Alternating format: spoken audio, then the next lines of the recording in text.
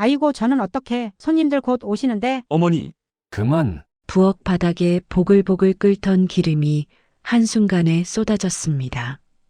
희정의 왼팔과 옆구리, 허벅지로 뜨거운 기름이 튀었고 그녀는 비명조차 제대로 지르지 못한 채 주저앉았습니다. 바삭하게 익어가던 전이 바닥에 흩어지고 큰 프라이팬은 덜그럭거리며 바닥을 굴렀습니다.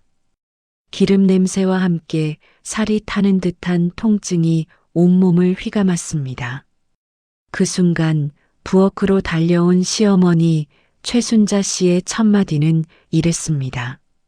아이고, 저는 어떡해.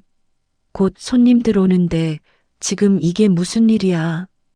희정은 화끈거리는 팔을 붙잡은 채 고개를 들었습니다. 시어머니는 바닥에 쏟아진 전과 기름을 보며 발을 동동 굴렀고 희정의 팔에 물집이 부풀어 오르는 것은 보지도 않았습니다. 명절 손님상에 전 빠지면 너무 허전한데. 아유, 이걸 어떡해. 그제야 현관에서 뛰어들어온 남편 현철이 아내의 상태를 보고 얼굴이 하얗게 질렸습니다. 희정아, 팔 봐, 팔. 현철은 아내를 안아 일으키며 시어머니를 돌아봤습니다. 그의 눈에 처음으로 뭔가 다른 빛이 스쳤습니다. 그것은 분노였을까요? 아니면 15년 동안 외면해왔던 진실을 마주한 자의 수치심이었을까요? 어머니, 지금 희정이 팔 좀 보세요.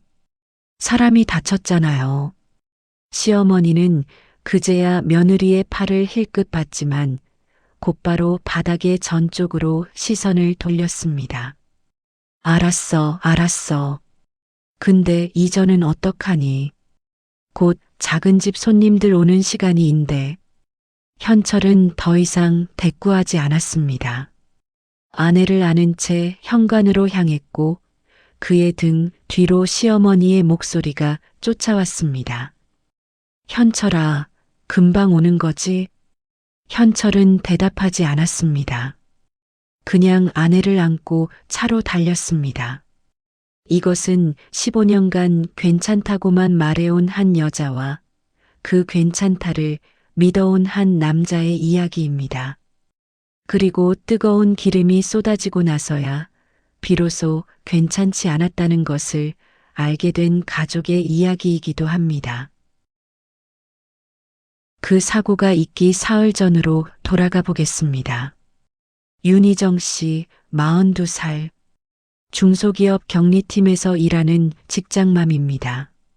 초등학교 6학년 쌍둥이 아들 준호와 민호가 있고 남편 김현철 씨는 건설회사 현장 소장으로 일하고 있었습니다. 3형제 중 막내 아들 부부였죠. 그날 새벽 희정은 체온계를 보고 한숨을 쉬었습니다. 38도 2부. 분명히 몸살 기운이었습니다. 하지만 약을 털어넣고 이불을 걷어찼습니다.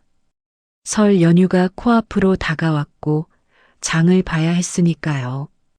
엄마, 또 큰 집 가?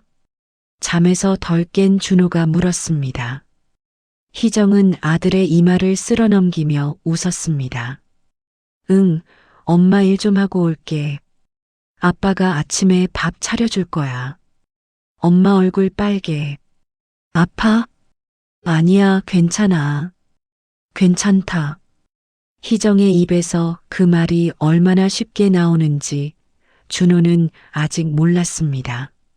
하지만 뭔가 이상하다는 건 느끼고 있었습니다. 엄마가 큰 집 간다고 하면 늘 표정이 달라졌으니까요. 웃고 있어도 웃는 것 같지 않은 그런 얼굴 말입니다. 다음 날 아침 희정의 휴대폰이 울렸습니다. 화면에 어머님이라는 글자가 떴고 희정은 잠시 숨을 고른 뒤 전화를 받았습니다. 네, 어머니. 희정아, 이번 설에 손님이 좀 많을 것 같아. 내 작은 아버지네도 오시고 고모네 식구들, 동네 어른들도 인사하러 오신다고 하셨어. 네, 어머니. 그러니까 저는 넉넉히 해야 해. 동그랑땡하고 동태전, 깻잎전, 고추전, 산적까지. 최소 10판은 붙여야 될 거야. 아, 잡채도 대야로 해야 하고. 희정은 속으로 계산을 했습니다. 전 10판이면 재료비만 해도 상당했습니다. 거기에 갈비찜, 잡채, 나물 반찬들까지. 이번 달 생활비에서 또 얼마를 빼야 할지 막막했습니다.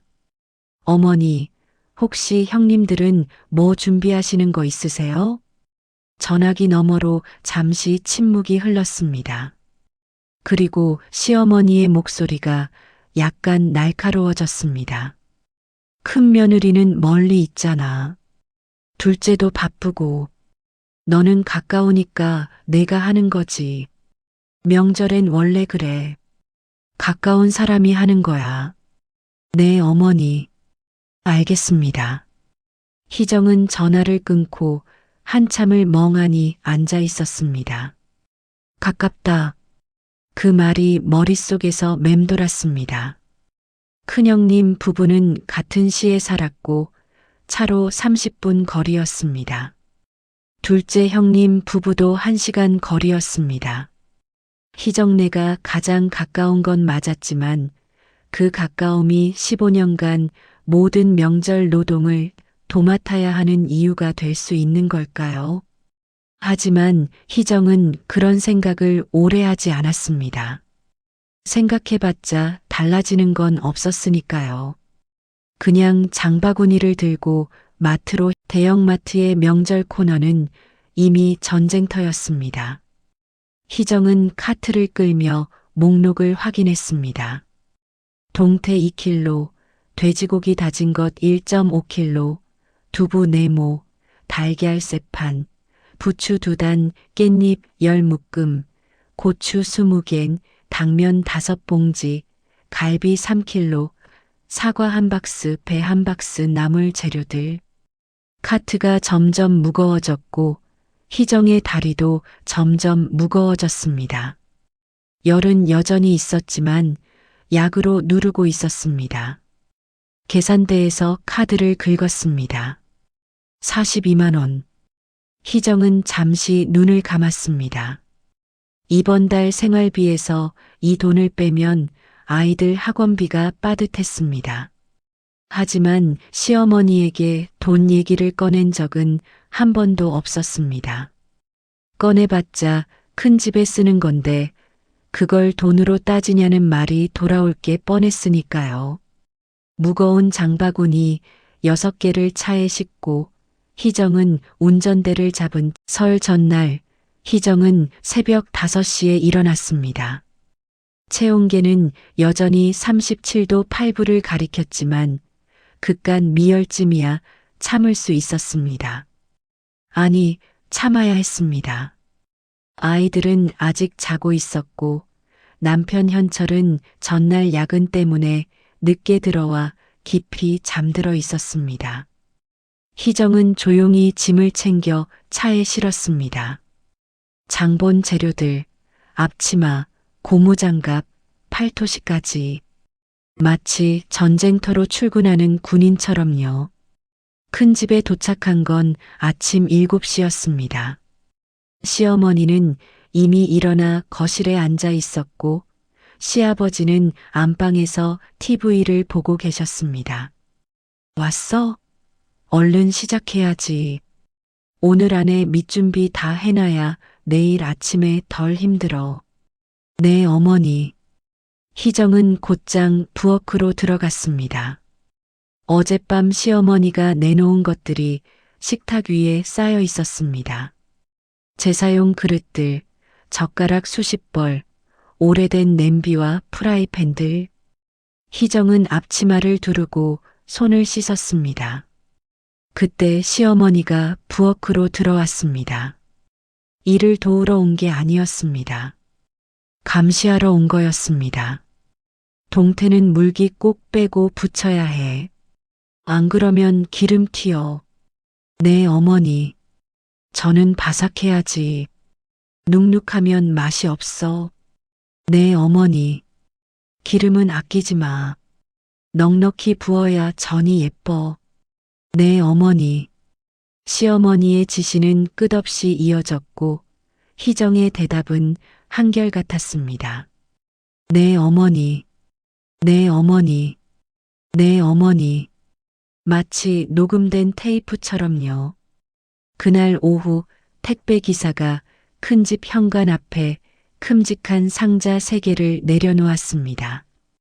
한우 세트, 굴비 세트, 송이버섯 세트.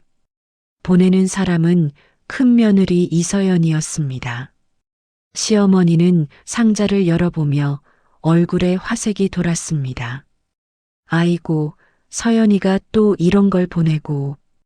역시 큰 며느리야. 센스. 저녁 무렵 가족 단톡방에 메시지가 올라왔습니다. 큰형님이 먼저 썼습니다. 내일 차례 끝나고 갈게요. 애들이 아침에 일찍 못 일어나서요. 둘째 형님도 이어서 썼습니다. 저희도 저녁쯤 잠깐 들를게요.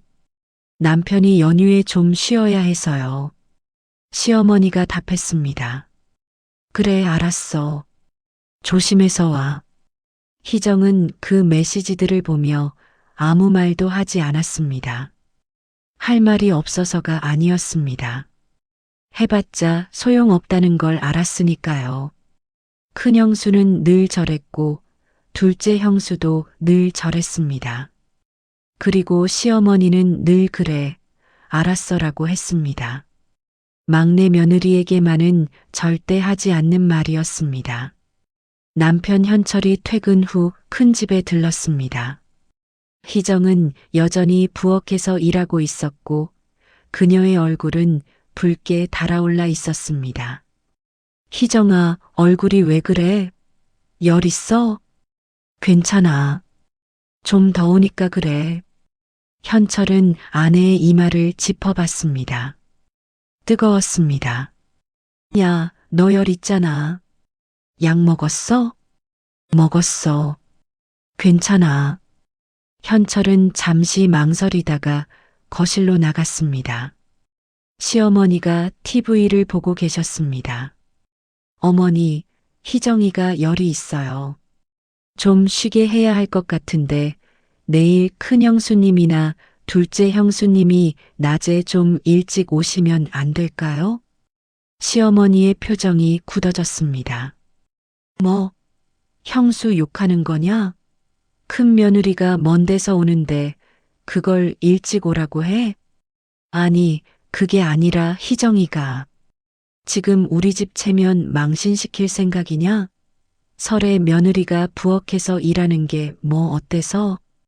현철은 더 말을 잇지 못했습니다. 그때 부엌에서 희정이 나왔습니다. 됐어요, 여보. 제가 하면 돼요. 원래 이랬잖아요. 희정은 남편의 팔을 잡아 끌며 작게 말했습니다. 괜히 분위기 안 좋게 하지 마. 내가 그냥 하면 되는 거야. 현철은 아내의 얼굴을 봤습니다. 열로 달아오른 얼굴, 지친 눈, 그리고 억지로 만든 웃음. 하지만 현철은 그냥 고개를 끄덕였습니다. 늘 그래왔던 것처럼요. 알았어. 근데 무리하지 마.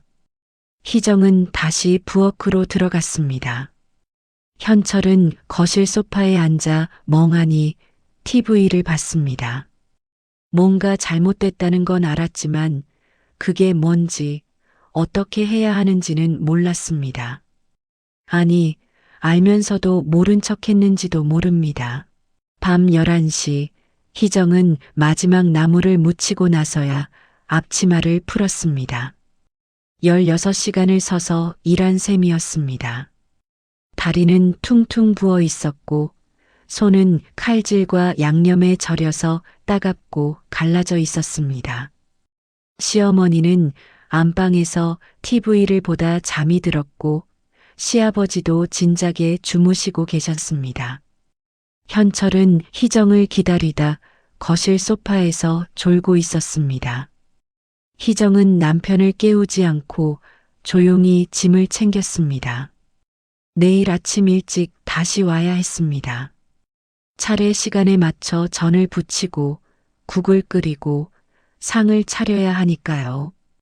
차에 올라타고 나서야 희정은 한숨을 내쉬었습니다. 그리고 습관처럼 휴대폰을 열어 메모장을 켰습니다. 거기엔 엄마에게라는 제목의 메모가 수십 개 저장되어 있었습니다. 보내지 못한 메시지들이었습니다. 오늘도 희정은 새 메모를 열었습니다.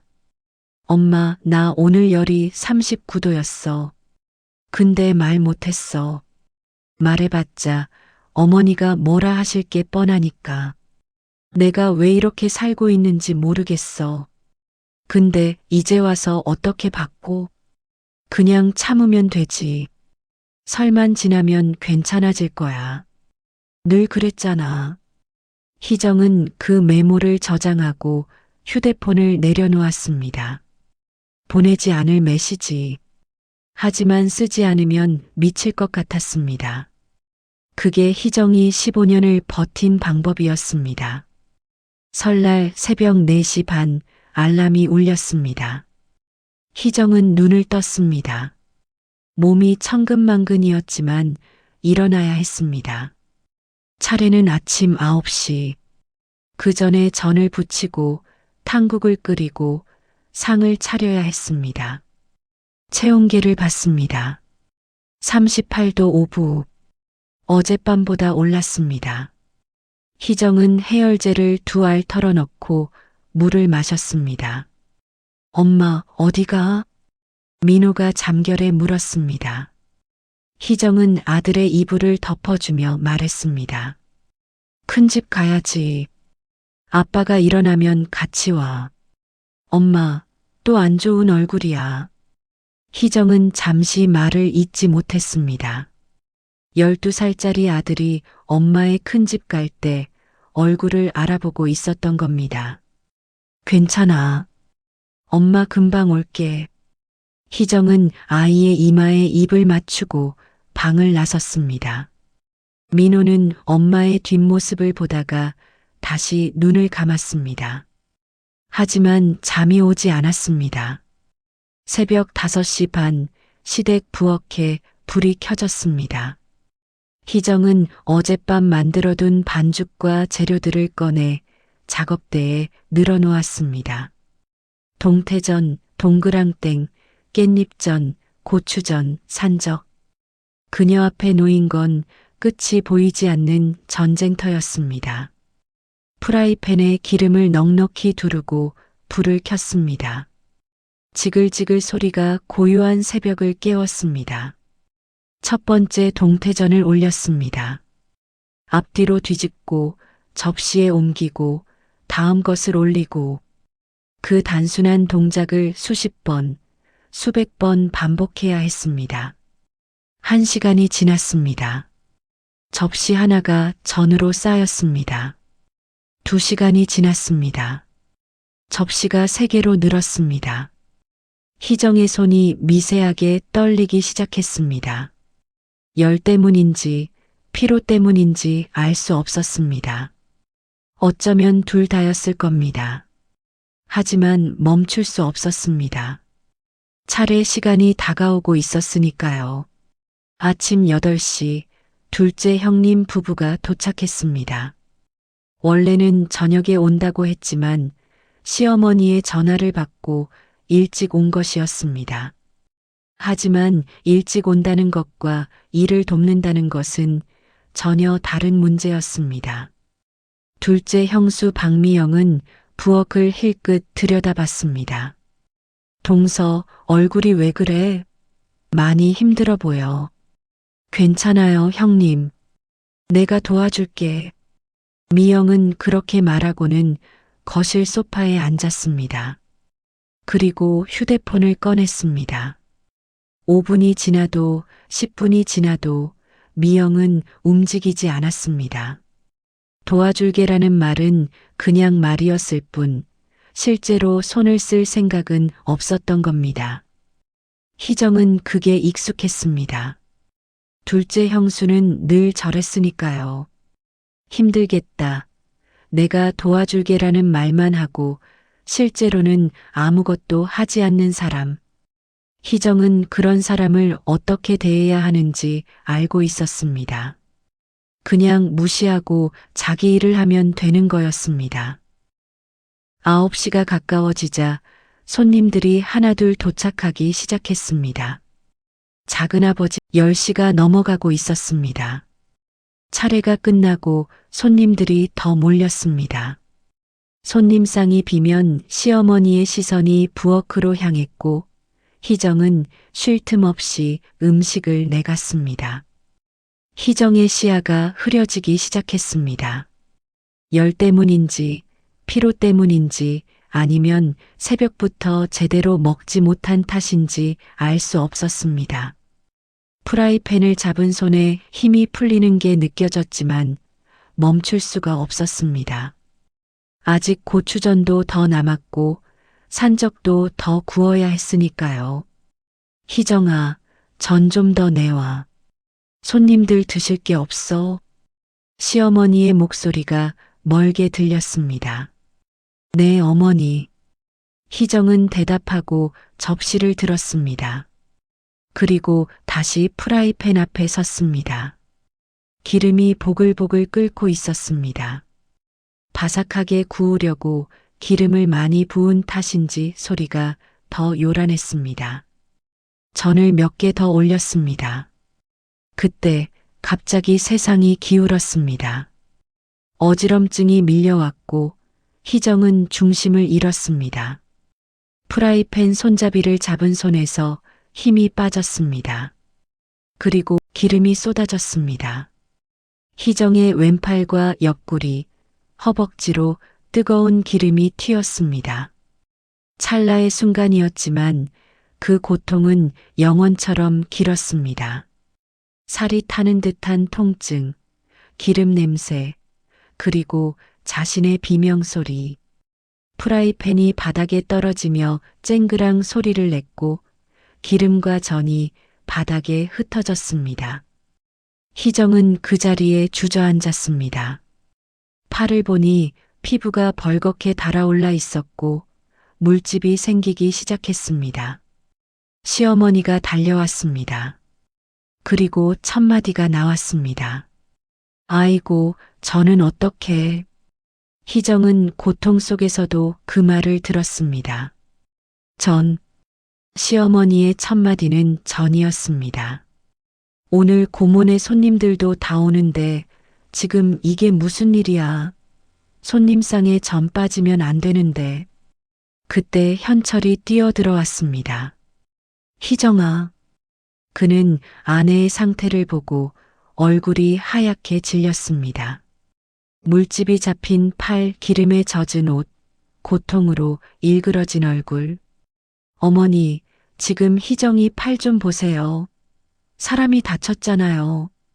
시어머니는 그제야 며느리의 팔을 봤지만 곧바로 바닥의 전 쪽으로 시선을 돌렸습니다. 알았어, 알았어. 근데 이전은 어떡하니? 현철은 더 이상 듣지 않았습니다. 아내를 안아 일으켰습니다. 병원 가자. 손님상은. 희정은 고통 속에서도 그 말을 했습니다. 15년간 세뇌된 습관이었습니다. 자신보다 명절 음식이, 손님이, 시댁 체면이 먼저였던 15년의 습관. 현철은 아내를 아는 채 현관으로 향했습니다. 시어머니의 목소리가 등 뒤로 따라왔습니다. 손님상은 어떻게? 현철아, 금방 오는 거지? 현철은 대답하지 않았습니다. 그냥 아내를 안고 차로 뛰었습니다. 거실에 있던 준호와 민호가 뛰어나왔습니다. 엄마 왜 그래? 아빠, 엄마 괜찮아? 현철은 아이들을 보며 말했습니다. 엄마 병원 가야 해. 너희는 여기 있어. 아빠가 연락할게. 아이들은 엄마의 얼굴을 봤습니다. 고통으로 일그러진 얼굴, 기름에 젖은 옷, 빨갛게 부어오른 팔. 민호의 눈에 눈물이 고였습니다. 응급실에 도착했을 때 의사는 희정의 화상 부위를 보고 표정이 굳어졌습니다. 2도 화상입니다. 팔과 옆구리, 허벅지 부위요. 응급처치 후 입원하셔야 합니다. 희정은 침대에 누운 채 천장을 봤습니다. 그리고 입을 열었습니다.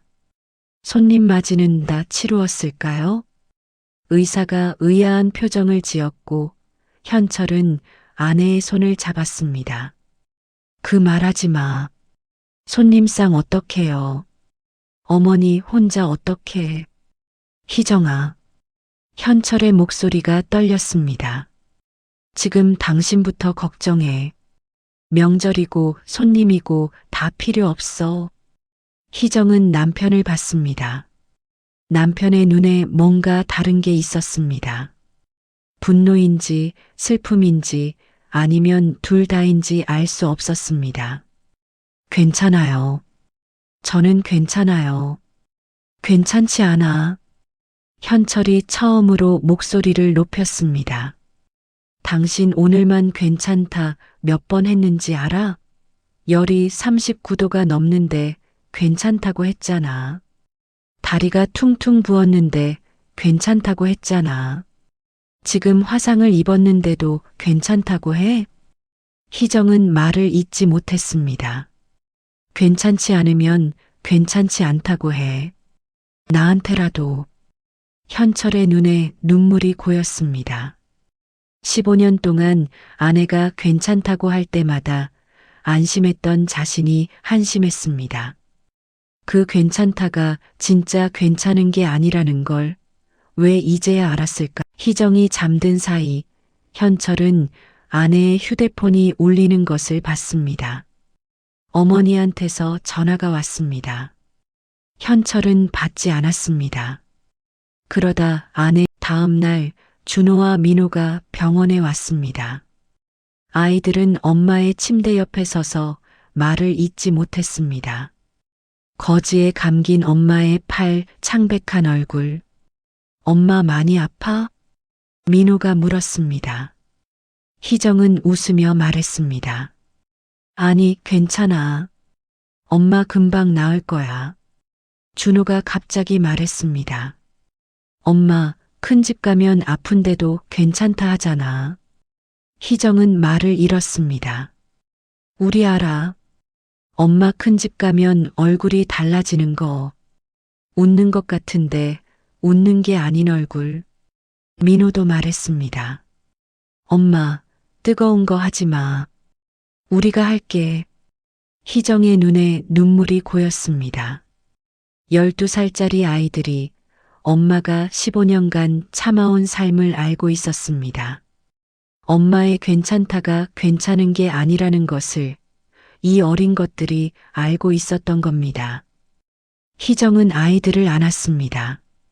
그리고 처음으로 솔직하게 말했습니다. 미안해. 엄마가 좀 힘들었어. 준호가 말했습니다. 힘들면 힘들다고 해. 우리한테라도. 아빠가 했던 말과 같은 말이었습니다. 희정은 아들들의 얼굴을 보며 고개를 끄덕였습니다. 희정이 입원한 지 사흘째 되는 날, 현철은 가족 단톡방에 메시지를 보냈습니다. 다음 날 오후 3시 큰집 거실에 모든 가족이 모였습니다. 시아버지 김정우, 시어머니 최순자, 큰아들 진우와 큰며느리 서연, 둘째 아들 재훈과 둘째 며느리 민영, 그리고 막내 현철. 현철은 모두가 자리에 앉은 것을 확인하고 입을 열었습니다. 오늘 모인 건 희정이 일 때문입니다.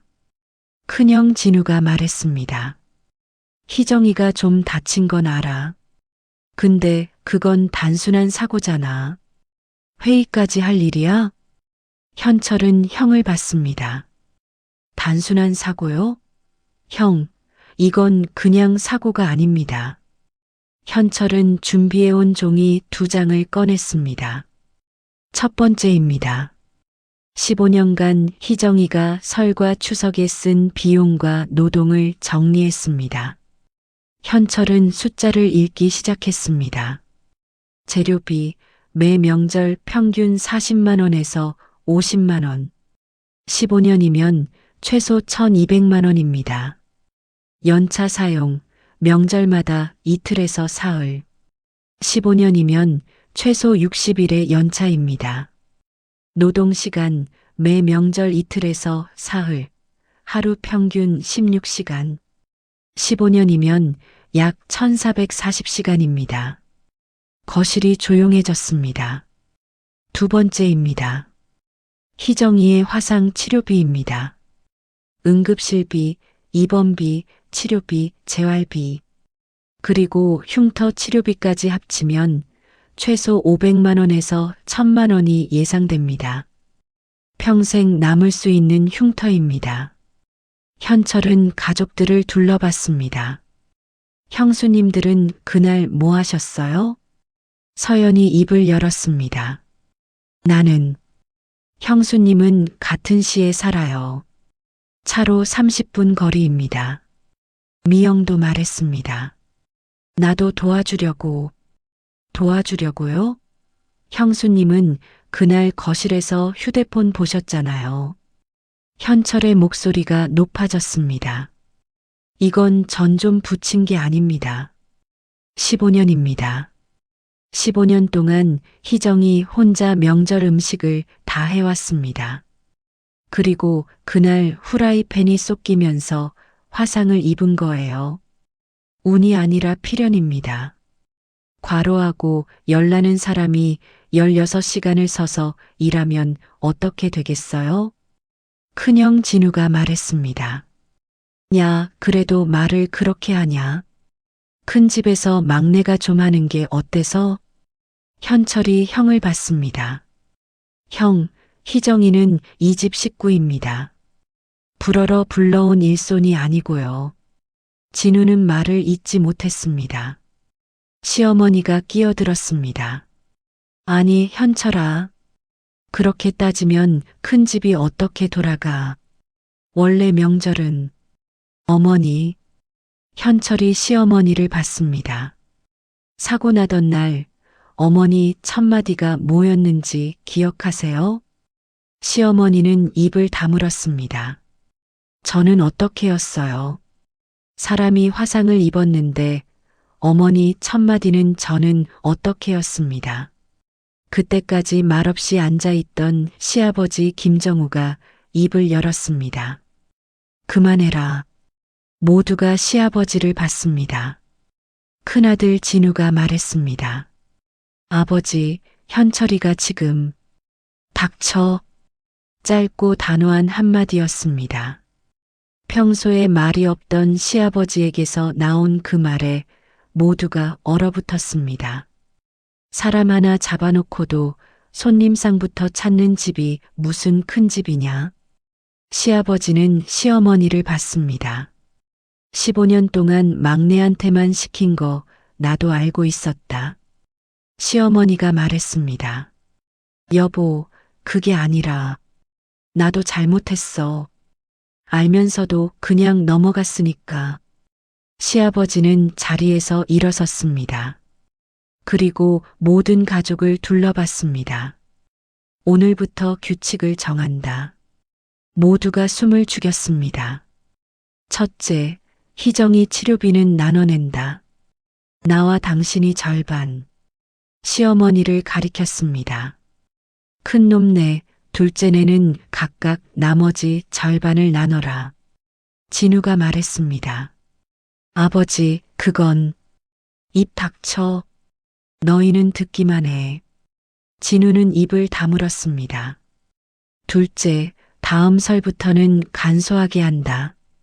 저는 종류 줄이고 양도 줄인다. 손님 접대도 줄인다. 시어머니가 말했습니다.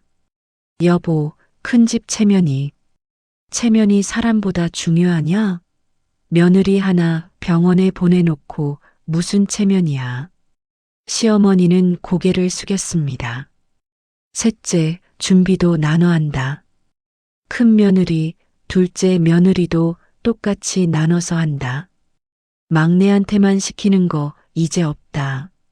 시아버지는 마지막으로 시어머니를 봤습니다. 희정이한테 더 시킬 생각 마. 이건 명령이야. 거실에 긴 침묵이 흘렀습니다. 시아버지는 다시 자리에 앉았습니다. 평소에는 조용히 관망하던 사람이었습니다. 하지만 오늘 그는 15년간 쌓인 잘못을 바로잡기 위해 나선 것이었습니다. 며칠 후 시어머니가 병원을 찾아왔습니다.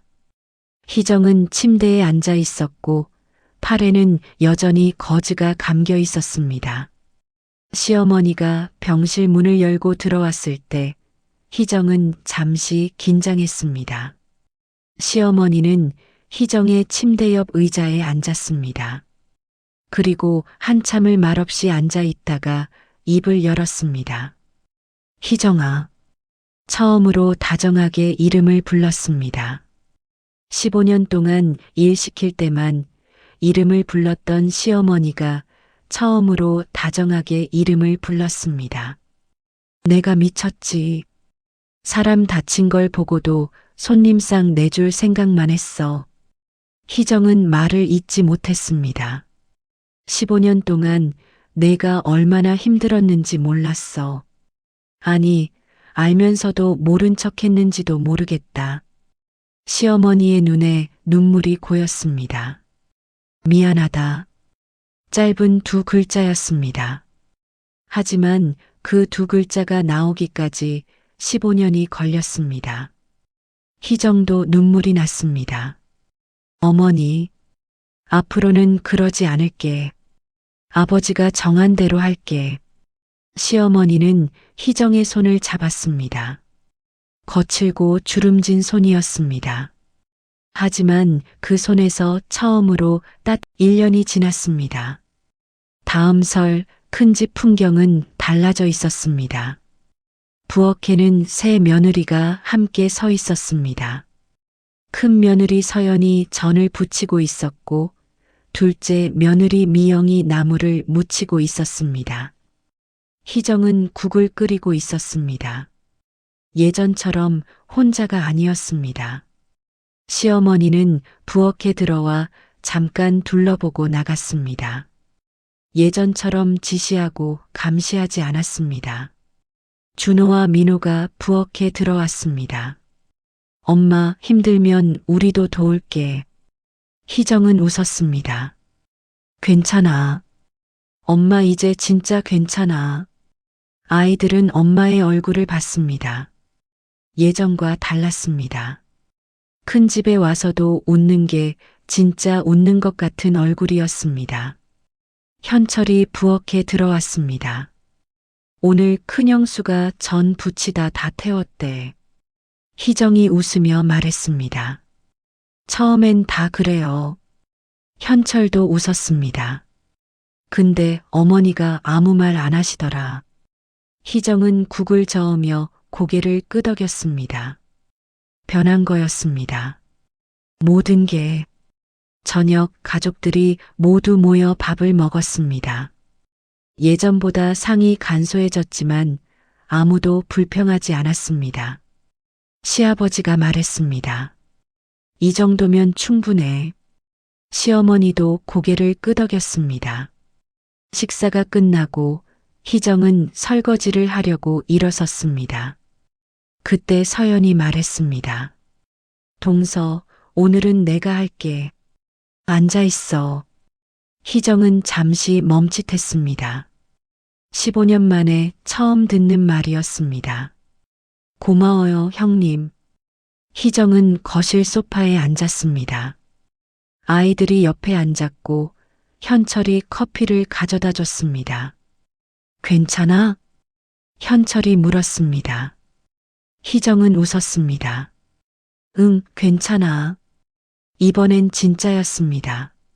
진짜로 괜찮았습니다. 이것은 15년간 괜찮다고만 말해온 한 여자의 이야기였습니다. 그리고 뜨거운 기름이 쏟아지고 나서야 비로소 괜찮지 않았다는 것을 알게 된 가족의 이야기이기도 했습니다. 때로는 사고가 나야 문제가 보입니다. 누군가 다쳐야 잘못된 구조가 드러납니다.